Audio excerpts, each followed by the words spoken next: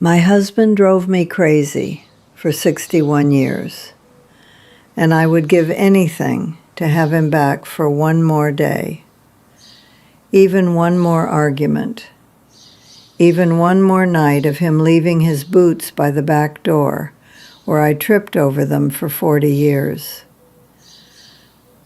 My name is Ruthie Mae. I am 91 years old. Vernon passed 5 years ago, and people love to tell me what a beautiful marriage we had. 61 years. It was not a fairy tale. It was a mess. A beautiful, stubborn, infuriating mess that I got wrong more than I got right. So here is what I am going to do. I am going to confess 7 things. 7 things I did to that man. Things I am not proud of. Things that almost cost me the best thing I ever had. You are not going to like hearing all of them, but you need to.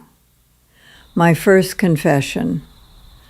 I spent the first 20 years, no, longer than that, closer to 25, trying to turn Vernon into somebody he was not. He chewed too loud, I told him. He wore the same 3 shirts on rotation, I told him.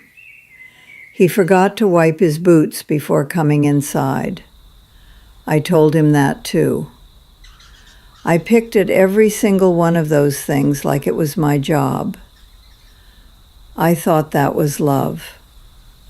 What I was doing was telling the man I married that who he was not good enough. You know when I stopped? When I overheard my daughter Jolene say the exact same things to her husband.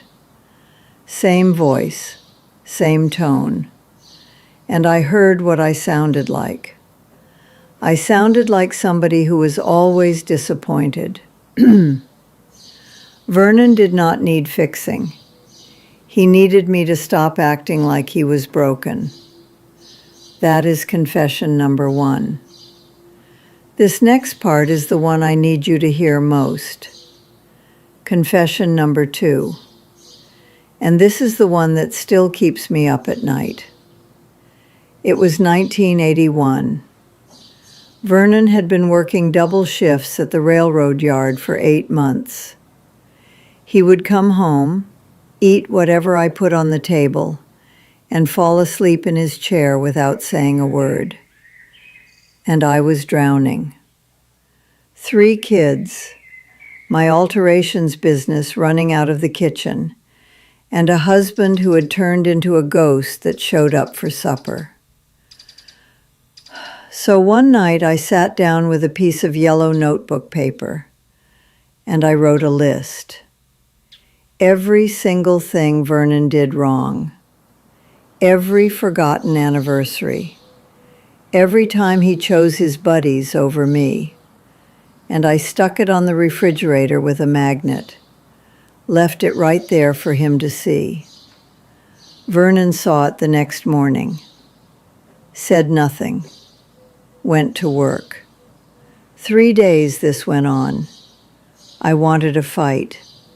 I wanted him to see himself. On the 4th night, I walked into the kitchen, and there was a second piece of paper on that refrigerator. Vernon's handwriting. It was not a list of my wrongs. It was a list of things he loved about me. 17 things. She hums when she irons. She always saves me the drumstick. She rubbed my back the night I cried about Clyde and never told nobody. 17 things. And I had not written down a single good thing about him. Not one. I ripped my list off that refrigerator, but the damage was done. Not to Vernon, to me. I had been building a case against my own husband for years, and he had been building something different the whole time. We did not talk about it for weeks. Then one Saturday, Vernon was fixing the porch railing, and I brought him coffee. He looked at me and said, "You did not put enough wrong things on that list. I know I am not easy." And I broke. We sat on those porch steps and I told him I was sorry. Not for the list, for keeping it in my head for years before I ever put it on paper. And Vernon said, "The quiet is what scares me. I would rather you yell at me every night than go quiet." That became our rule. No more quiet. Fight if you have to, but never go silent. That is confession number 2. Confession number 3. I forgave strangers easier than I forgave my own husband. A woman at church says something rude to me, forgotten by Sunday. The neighbor borrows my good pan and returns it scratched, I let it go. But Vernon forgets to pick up bread on the way home, I am still bringing it up in November. I held that man to a standard I held nobody else to. And the truth is, I felt safe being angry at Vernon. He was not going anywhere. So I punished him because I could. You know what that is? The people who love you the most get the worst of you. That is a shameful thing to admit, but it is the truth. That is confession number 3. Confession number 4. 2 phrases shaped my entire marriage. You should have, and thank you. And I used the wrong one for too many years. Vernon comes home with groceries. I say, "You should have got the other brand." Vernon fixes the leaky sink. I say, "You should have done that months ago." Every good thing he did, I found the flaw in it. Then, somewhere around our 40s, I started saying thank you instead. Because one night he brought me flowers, and I complained they were the wrong color. He set them on the counter and walked out of the room. And I saw what I was doing to him. The years I led with "you should have" were the coldest years of my marriage.